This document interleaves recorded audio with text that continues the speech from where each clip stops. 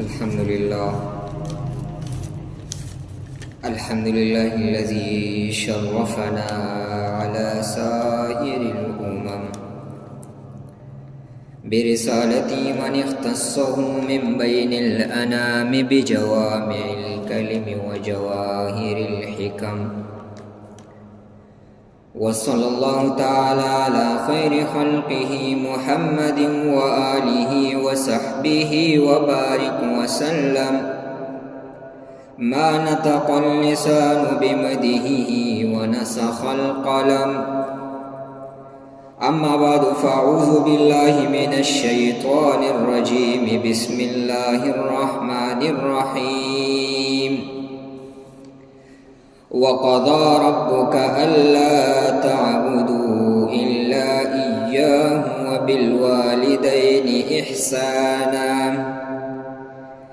إما يبلغن عندك الكبر أحدهما أو كلاهما فلا تقل لهما أف ولا تنهرهما وقل لهما قولا كريما. وقال النبي صلى الله عليه وسلم: إن الله حرم عليكم عقرق الأمهات ومنع الوهات ووأد البنات وكره لكم قيل وكثرة السؤال وإذاعة المال. وقال النبي صلى الله عليه وسلم: ثلاث دعوات مستجابات لا شك فهن دعوة الوالد ودعوة المسافر ودعوة المظلوم. صدق الله العظیم. انتہائی لائق صد تقریب و تعظیم واجب القدر بزرگوں، آج کل جو ہماری نوجوان نسل اپنے والدین کے ساتھ جس طریقے سے پیش آتے ہیں، اس کے ساتھ جو سلوک کرتے ہیں، اس کا جو نافرمانی کرتے ہیں، اس پر مختصر سا گفتگو کروں گا.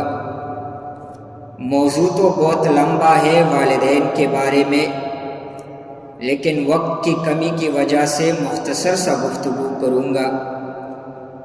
چونکہ آج کل موبائل کا دور ہے، سوشل میڈیا کا دور ہے، انٹرنیٹ کا دور ہے، اور ہمارے نوجوان نسل یہی چیزیں استعمال کر رہے ہیں.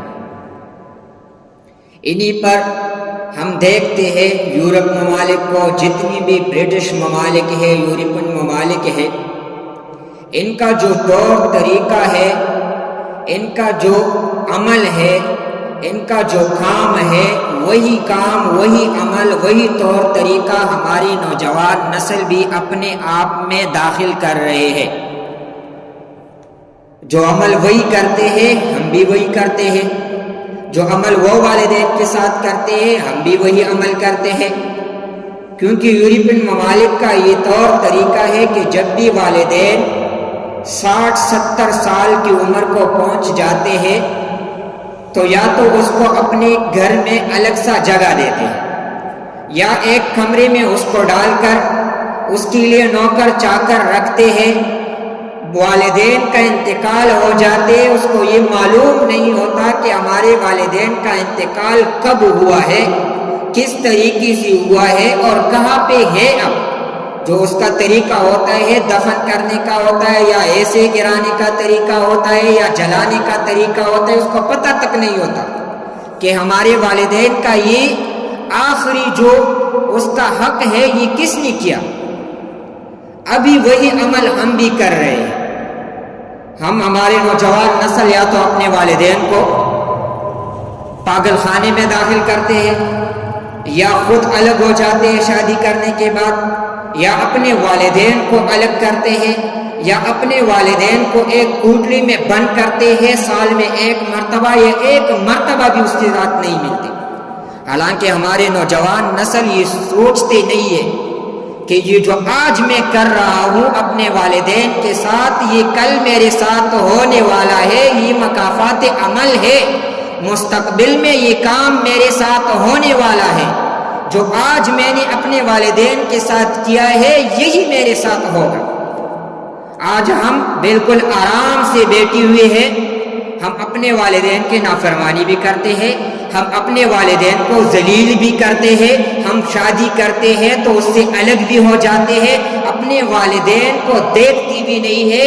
ہمارے والدین قسم خدا کی ہمارے دیدار کے لیے ترستے ہیں، لیکن ہم اپنی بیوی بچوں میں اتنے مشغول ہیں کہ ہم اپنے والدین کی طرف دیکھتے بھی نہیں ہیں. یہی سلوک کل ہمارے ساتھ جب ہوگا تو پھر ہمیں پتہ چلے گا کہ یہی عمل ہم نے اپنے والدین کے ساتھ کیا ہے، آج اس لیے ہمارے ساتھ ہو رہا ہے. حضرت مولانا زکریا رحمہ اللہ تعالی فرماتے ہیں کہ ایک ہے شرک، اللہ تبارک و تعالی کے ساتھ کسی کو شریک کرنا. یہ انتہائی بری عمل ہے، انتہائی بد عمل ہے اور بری گناہ ہے. اس کی یعنی جو یہ شرک کرتا ہے وہ کبھی مسلمان ہی نہیں ہو سکتا. اور ایک ہوتا ہے والدین کی نافرمانی کرنا. لیکن اگر کوئی شرک کرتا ہے تو اللہ تبارک و تعالی اس کو موت کے بعد سزا دے گا. جب یہ مرتا ہے تو سزا ملے گا اس کو. لیکن اگر والدین کی نافرمانی کوئی کرتا ہے تو اللہ تبارک و تعالیٰ اس کو دنیا میں بھی ذلیل کرے گا، اس کی زندگی میں، اور آخرت میں تو ویسی بھی سزا ہے. جس طرح مولانا عاشق الہی رحمہ اللہ فرماتے ہیں کہ ایک آدمی نے اپنی بڑی باپ کو گڑی بنا کے اپنے سر پہ رکھا اور دریا کے کنارے لے کے جا رہا ہے. جیسے دریا کے کنارے پر پہنچ گئے، باپ کو گرانے لگے تو باپ نے کہا ہے بیٹے مجھے ادھر ادھر پھینکو، اسی جگہ پر مت پھینکو. بیٹے نے کہا دریا تو ایک ہی ہے، میں آپ کو یہاں گراؤں وہاں گراؤں، آپ کو جانا ہی دریا میں ہے، تو ادھر ادھر میں کیا ہے. باپ نے کہا جب سے میں نے یہ عمل کیا ہے اس سے پہلے بھی میں یہ سنتا تھا کہ یہ مکافات عمل ہے، جو عمل آپ اپنے والدین کے ساتھ کرو گے وہی آپ کے ساتھ ہونے والا ہے.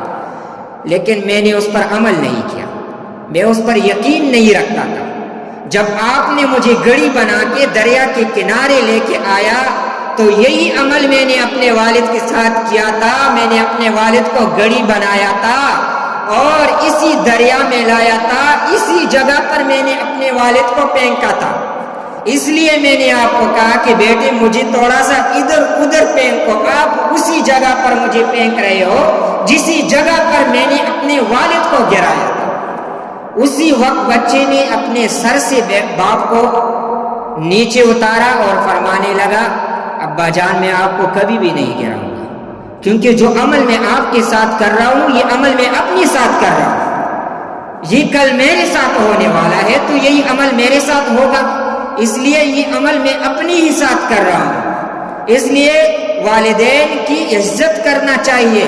اس لڑکے نے اپنے والد کے پاؤں دبانا شروع کیا اور اپنے والد کی عزت کرنا شروع کیا، لیکن اس پر بھی ایک اعتراض یہ ہوتا ہے کہ اس شخص نے تو اپنے والد کو گرایا تھا، اب یہ تو دریا میں نہیں گیا، اس سے تو اللہ نے بدلہ ہی نہیں لیا. تو اس کا مطلب یہ نہیں ہے کہ یہ دنیا میں معاف ہو گیا، کیونکہ اس نے سچے دل سے توبہ کیا، کہا کہ اے اللہ مجھے معاف کر دو. بیٹے کے سامنے ذلیل ہوا یہ شخص، اب بیٹے نے اس کو تو معاف کیا لیکن اللہ کے نزدیک ابھی بھی یہ گنہگار ہے. کب بھی جب بھی یہ آخرت میں جائے گا تو اس کا بدلہ اللہ اس سے ضرور لے گا. جس طرح علماء کرام فرماتے ہیں کہ جس شخص نے اپنے والدین کے نافرمانی کی، پھر اس نے اپنے والدین سے معافی مانگ لیا، ابھی والدین جائے نماز پر بیٹے رو رہے ہیں، اللہ کے سامنے گڑ گڑا رہے ہیں، اللہ سے یہ فرماتے ہیں کہ یا اللہ میں نے اپنے بچے کو اپنے بیٹے کو معاف کیا ہے، آپ بھی معاف کر لے. تو اللہ تو اسی دنیا میں سزا نہیں دے گا، لیکن پھر بھی والدین نے معاف بھی کیا، پھر بھی اس کے ساتھ یہ ہونے والا ہے، آخرت میں اللہ سزا دے گا اس شخص کو۔ حالانکہ والدین نے معاف بھی کیا، پھر بھی آخرت میں اس کو یہ سزا ملے گا۔ اب بجائے یہ کہ ہم اپنے والدین کے حقوق کو پورا کریں، ہم اپنے والدین کی عزت کریں، ہم اپنے والدین کی قدر کریں، تو ہم اپنے والدین کی ناقدری کرتے ہیں، ہم اپنے والدین کے حقوق کو پورا نہیں کرتے، اور ہم کیا کہتے ہیں کہ یا اللہ میرے والد صاحب نے میرے ساتھ ناانصافی کیا، بڑے بیٹے کو زیادہ مال دے دیا، مجھے کم دے دیا، چھوٹے بیٹے کو زیادہ حق دیتا ہے، مجھے کم دیتا ہے۔ اللہ کے نبی نے فرمایا کہ پھر بھی آپ کو اپنے والد کے سامنے تیز بات میں گفتگو کا حق نہیں ہے۔ آپ کے والد نے ناانصافی کیا ہے، یہ اللہ اور اس کے درمیان معاملہ ہے، یہ جب جائے گا اللہ کے سامنے کھڑا ہوگا، پھر اللہ جانے اور اس کا کام۔ آپ کو حق نہیں ہے کہ آپ اپنے والد صاحب کے سامنے کھڑے ہو جائے اور اپنے والد کو کہے کہ کیوں آپ نے میرے ساتھ یہ کیا، آپ کو اجازت تک بھی نہیں۔ آپ کے والد نے ناانصافی کیا، یہ اللہ اور اس کے درمیان ہے، آپ کو کوئی حق نہیں ہے، بالکل بھی حق نہیں ہے انسان کو کہ وہ اپنے والدین کی نافرمانی کرے، وہ اپنے والدین کو ٹارچر کرے، وہ اپنے والدین پر سختی کرے اور اپنے والدین سے اپنے حقوق کو زبردستی لیا جائے۔ یہ اللہ نے اس کا بھی ہمیں اجازت نہیں دیا ہے۔ اب ہم کہتے ہیں کہ والدین ہمارے ساتھ محبت نہیں کرتے، بڑے بیٹے کے ساتھ محبت کرتے ہیں، چھوٹے بیٹے کے ساتھ محبت کرتے ہیں، بیٹیوں کے ساتھ تو ایسی بھی محبت نہیں کرتے، یہ تو ہمارا مزاج ہی بن گیا ہے۔ تو ہم کیا کہتے ہیں، والدین ہمارے قدر نہیں کرتے، والدین ہمارا جو حق ہے وہ پورا نہیں کرتے۔ والدین کی بھی حقوق ہے، لیکن اولاد کی بھی حقوق ہے۔ اب اولاد کی حقوق اگر وہ پورا نہیں کرتے تو وہ اللہ اور اس کے درمیان ہے، لیکن آپ کو اللہ نے یہ اجازت نہیں دیا ہے کہ آپ اپنے والدین کے ساتھ تیز بات میں گفتگو کریں۔ ہم کہتے ہیں والدین محبت نہیں کرتے۔ اللہ نے دنیا میں کتنی مخلوقات پیدا کیا ہے، کتنی مخلوقات ہیں۔ جب جانور کو دیکھو، وہ جب اس کا بچہ پیدا ہوتا ہے، اس کو کس طریقے سے پالتے ہیں، کس طریقے سے اس کے ساتھ محبت کرتا ہے، کس طریقے سے اس کے ساتھ محبت کرتا ہے، کھیلتے ہیں، کودتے ہیں اس کے ساتھ۔ تو یار انسان، والدین تو ہمارے انسان ہیں، جب جانور اپنے بچوں کے ساتھ محبت کر سکتا ہے تو والدین کیوں نہیں کر سکتا؟ اس سے دنیا میں بڑا جھوٹا انسان ہو ہی نہیں سکتا جو کہتے ہیں کہ میرے والدین میرے ساتھ محبت نہیں کرتا، بڑے چھوٹے بیٹے کے ساتھ محبت کرتا ہے، میرے ساتھ نہیں کرتا۔ یہ انتہائی جھوٹا انسان ہے۔ ہم ایک مرغی کو دیکھتے ہیں، ایک مرغی کو جب بارش ہوتی ہے تو وہ اپنے بچوں کو اپنے پروں کے نیچے کرتے ہیں، خود اس کے اوپر بارش برستی ہے، لیکن اپنے بچوں پر پانی کا ایک قطرہ بھی برداشت نہیں کرتے۔ وہ جب ایک مرغی اپنے بچوں کے ساتھ اتنا محبت کرتے ہیں تو والدین تو انسان ہے، جس نے 9 مہینے تک آپ کو اپنے پیٹ میں پالا ہے، ابھی وہی ماں آپ کو کیسے آپ کی ناقدری کر سکتا ہے؟ وہی ماں آپ کے ساتھ کیسے محبت نہیں کرے گا؟ جب ماں کو چوٹ لگ جاتی ہے تو سب سے پہلے وہ اپنے پیٹ پر ہاتھ رکھتی ہے کہ میرے بچے کو تو کوئی نقصان نہیں پہنچا، اس کو اپنی فکر نہیں ہوتا، اپنی بچی کا فکر ہوتا ہے۔ تو جب آپ بڑے ہو جاتے ہیں، شادی کرتے ہیں، اپنے والدین کو اپنی سے دور کرتے ہیں، پھر بھی آپ کے والدین کے دل میں آپ کے لیے وہی محبت ہے جو بچپن میں تھا، لیکن ابھی فرق آیا ہے تو وہ ہم لوگوں میں آیا ہے۔ والدین میں ابھی بھی فرق نہیں ہے، والدین اسی طرح ہے، ورنہ آپ چیک کر لیں، آپ والدین کی جتنی نافرمانی آپ نے کیا ہے، آپ نے والدین کو جتنی ذلیل کیا ہے، آپ نے والدین کو جتنی بھی رسوا کیا ہے، قسم خدا کے کہتا ہوں آج بھی جاؤ اپنے والدین کے سامنے بیٹھ جاؤ، وہی والدہ وہی والد صاحب آپ کو سینے سے نہ لگایا تو میرے چہرے پہ تھوکو کہ آپ نے جھوٹ بولا، ہمارے والدین نے ہمیں معاف نہیں کیا، والدین معاف کرتے ہیں بھائی، والدین معاف کرنے والے ہیں، لیکن ہم بہت کم ظرف لوگ ہیں، ہم اپنے آپ کو کمینے کہتے ہیں، ہم اپنے والدین کی ناقدری کرتے ہیں، ہم اپنے والدین کی عزت نہیں کرتے، ہم اپنے والدین کے سامنے گفتگو کیسے کرتے ہیں؟ جب ہمیں کہتے ہیں کہ یہ کام کر لو، نہیں کر سکتا، کسی اور کو بولو، اس کو کہو، اس کو کہو، ہم نہیں کر سکتے۔ کیوں؟ آپ کو پیدا کس لیے کیا ہے؟ آپ بچہ نہیں ہے، آپ خود سوچو یہی کل میرے ساتھ ہونے والا ہے، یہ مکافات عمل ہے، جو آج میں اپنے والدین کے ساتھ کر رہا ہوں یہ میرے ساتھ ہونے والا ہے۔ جنت کا دروازہ ہے، اللہ تبارک و تعالیٰ نبی علیہ الصلوۃ والسلام نے، ایک حضرت انس رضی اللہ تعالیٰ عنہ سے روایت ہے کہ نبی علیہ الصلوۃ والسلام سے ایک صحابی نے پوچھا کہ اے اللہ کے رسول مجھ پر سب سے زیادہ حق کس کا ہے؟ نبی علیہ الصلوۃ والسلام نے فرمایا آپ کی ماں کا، پھر فرمایا اس کے بعد، پھر فرمایا آپ کی ماں کا، پھر فرمایا اس کے بعد، پھر فرمایا آپ کی ماں کا، چوتھی مرتبہ فرمایا اس کے بعد، چوتھی مرتبہ اللہ کے نبی نے فرمایا آپ کے باپ کا۔ یہ 3 مرتبہ اللہ کے نبی نے کیوں فرمایا کہ آپ کے ماں کا؟ علماء کرام فرماتے ہیں کہ ماں کے 3 ایسے کام ہیں جس کا تصور بھی باپ نہیں کر سکتا۔ وہ 3 کام کیا ہے؟ جب بچہ ماں کے پیٹ میں ہوتا ہے تو اس کا جو درد ہوتا ہے وہ ماں کو محسوس ہوتا ہے، باپ کو تصور بھی نہیں ہوتا کہ اس وقت ماں پہ کیا گزرتا ہے۔ یہ معلوم ہوتا ہے تو کس کو معلوم ہوتا ہے؟ صرف اور صرف ماں کو معلوم ہوتا ہے۔ آج میں نے پہلے بھی بتایا، ماں بے ہوش ہو جاتی ہے بچے کی پیدائش کے وقت، اس کو اپنا فکر نہیں ہوتا، جب ہوش میں آتی ہے تو کہتی ہے ڈاکٹر کو بچہ کیسا ہے، خود نہیں کہتے کہ میری طبیعت کیسی ہے، میں کیسی ہوں، پہلے کہتے بچہ کیسا ہے۔ تو یہی تو ماں ہے۔ دوسری بات، جب ماں کو اسی دوران زچگی آتی ہے تو اس کو باپ کو تصور بھی نہیں ہوتا کہ ماں پر کتنی تکلیف ہوتی ہے، یہ ماں کو پتہ چلتا ہے کہ یہ دوران کتنی تکلیف کا ہوتا ہے۔ تیسری بات، جب آپ کے والدہ آپ کو سردیوں کے راتوں میں آپ کو سینے سے اپنی چھاتی سے لگاتے ہیں، آپ کو دودھ پلاتے ہیں، 2 سال تک وہ اپنی چھاتی سے لگا کے آپ کو دودھ پلاتے ہیں، اس کا تصور بھی باپ نہیں کر سکتا کہ یہ کتنا مشکل کام ہے۔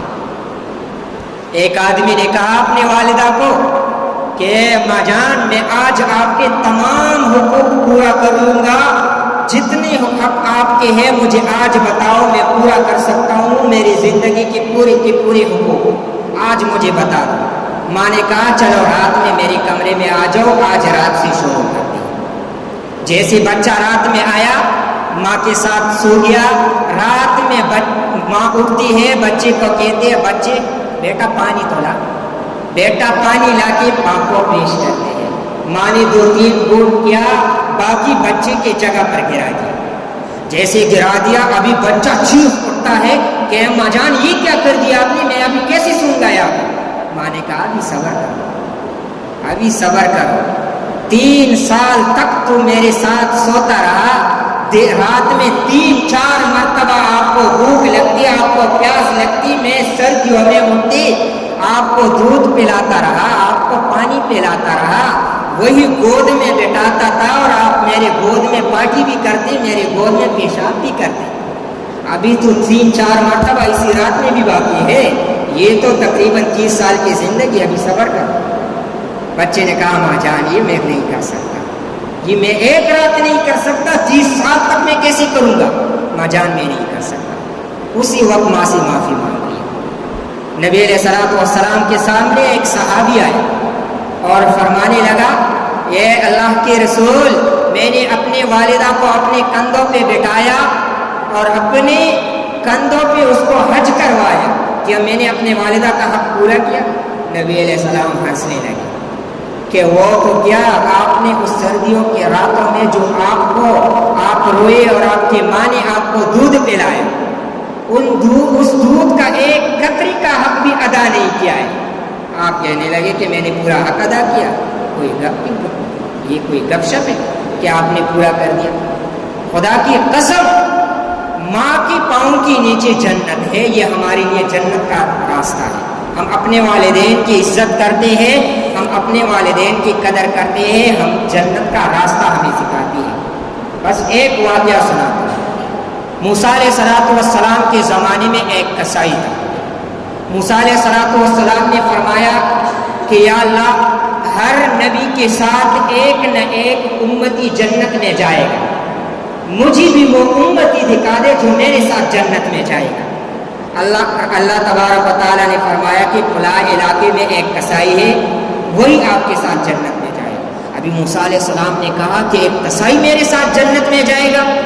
قصائی تو ویسی بھی سخت طبیعت ہوتی ہے، اس کا طبیعت تو ویسی بھی سخت ہوتے ہیں، جیسے ہم ڈاکٹر کو دیکھتے کسی کا پاؤں کاٹتے، کسی کا ناک کاٹتے، کسی کا کان کاٹتے، اس کو کوئی تکلیف نہیں ہوتا، اسی دوران وہ ہنستے ہیں، گپ شپ لگاتے ہیں۔ حالانکہ ہمارے سامنے کسی کا انگلی کٹ جائے تو ہمیں کتنا تکلیف ہوتا ہے، لیکن ڈاکٹر کو تکلیف نہیں ہوتی۔ ابھی قصائی ہر وقت کاٹتے ہیں، اس کا دل کتنا سخت ہوگا۔ تو اللہ کے نبی موسیٰ علیہ السلام نے فرمایا کہ یہ میرے ساتھ کیسے جنت میں جائے گا؟ ابھی موسیٰ علیہ السلام وہاں پہ پہنچ گئے، جیسے دیکھ لیا تو وہ قصائی انتہائی سخت طبیعت تھا، جو بھی گاہک اس کے پاس آتا تھا تو اگر اس کو گوشت لینے کی ضرورت تھی دیتی تھی، اور اگر نہیں تو اس کو کہتے نہیں یہ میرے پاس گوشت چلے گا۔ تو موسیٰ علیہ السلام نے کہا یہ کیسے جائے گا جنت میں، یہ تو اتنا سخت ہے۔ لیکن کہنے لگا چلو انتظار کیا، شام کا وقت ہو گیا اور اس نے دروازہ بند کیا، گوشت کا ایک صاف ٹکڑا اس نے اٹھایا، دھو لیا، خیمہ بنا کے شاپر میں ڈال دیا، گھر جانے لگا۔ موسیٰ علیہ السلام نے اس کو کہا کہ میں ایک مسافر ہوں، یہاں پہ میرا کوئی ٹھکانہ نہیں ہے، میں آپ کے ساتھ جا سکتا ہوں ایک رات گزارنے کے لیے؟ اس نے کہا کیوں نہیں، یہ بھی کوئی پوچھنے کی بات ہے۔ چلا گیا۔ جیسے گھر میں پہنچ گئے، وہاں پر قصائی نے ایک چارپائی نکالا، اس کے اوپر چادر ڈال دیا، تکیہ لگایا، اور کمرے سے ایک بوڑھی عورت کو اٹھایا، اپنے ہاتھوں میں اس چارپائی میں سلا دیا۔ جیسے موسیٰ علیہ السلام نے اس کو دیکھا، پھر وہ قصائی چلا گیا، اس خیمے کو بنایا، آ کے ماں کو کھلایا اور ماں کے سامنے بیٹھ گیا، اس کو دبانے لگا۔ جب ماں کو نیند آ گئی تو ماں، اکثر ہم بھی ماں باپ کی چاپی کرتے ہیں تو آخر میں ہمیں دعائیں دیتے ہیں، اور قسم خدا کی ماں کی دعا کبھی رد نہیں ہوتی۔ تو ماں نے دعا دے دی کہ اللہ تبارک و تعالیٰ آپ کو وقت کے نبی کے ساتھ جنت میں پہنچا دے۔ جیسے موسیٰ علیہ السلام نے یہ دعا سن لی تو اس کو کہا ماں جان، میں وقت کا نبی موسیٰ ہوں، اللہ نے مجھے بھیجا ہے اور مجھے فرمایا ہے کہ یہی قصائی آپ کے ساتھ جنت میں ہوگا، یہ آپ کے ساتھ آپ کا ساتھ ہے۔ تو یہ ہمارے لیے جنت کا راستہ ہے۔ ہمیں چاہیے کہ ہمیں اپنے والدین کی قدر کرنا چاہیے۔ اگر جس کے والدین نہیں ہے، قسم خدا کی میں نے ایسے لوگوں کو دیکھا ہے جس نے اپنے والدین کا، اپنے والدہ کا جنازہ بھی نہیں پڑھا، اس کے ساتھ حشر کیا ہوگا یار۔ جب اللہ کے نبی کو یہ حکم ہے، ہمیں حکم ہے کہ آپ اپنے والدین کے سامنے اف نہیں کر سکتے، ہمیں حکم ہے کہ آپ رسول اللہ کے سامنے تیز آواز سے گفتگو نہیں کر سکتے، اسی رسول کو اللہ کی طرف سے حکم ہے کہ اگر آپ کے والدین زندہ ہوتے تو آپ بھی والدین کے سامنے تیز آواز سے گفتگو نہیں کر سکتے۔ اللہ کے نبی کو یہ حکم ہے تو ہم کیا چیز ہے کہ ہم اپنے والدین کے سامنے تیز لہجے میں بات کریں؟ قسم خدا کی اگر ہم نے اپنے والدین کی عزت نہیں کیا، ہم جہنم کا راستہ ابھی سے بنا لیں، ابھی سے جہنم کا راستہ اپنے لیے بناؤ، ابھی سے آپ طے کر لو کہ ہم جہنمی ہیں۔ والدین کی عزت کرو، جس کے والدین ہیں وہ قدر کرو، اور جس کے نہیں ہے، وفات ہو چکے ہیں، اس کا حق یہی ہے کہ اس کے بارے میں آپ صدقہ زکوٰۃ دیا کریں، اس کے بارے میں آپ جتنی اس کے بارے میں نوافل پڑھو، اور لوگوں کو جتنی بھی آپ کے محلے میں غریب ہے، یتیم ہے، اس پر صدقے کیا کرو، اور انشاءاللہ آپ کا یہ حق بھی پورا ہو جائے گا۔ انشاءاللہ اللہ سے امید ہے کہ اللہ آپ لوگوں کو معاف کر دے گا۔ اللہ تبارک و تعالیٰ سے دعا ہے کہ اللہ ہمیں اپنے والدین کی عزت کرنے کی توفیق عطا فرمائے۔ وآخر دعوانا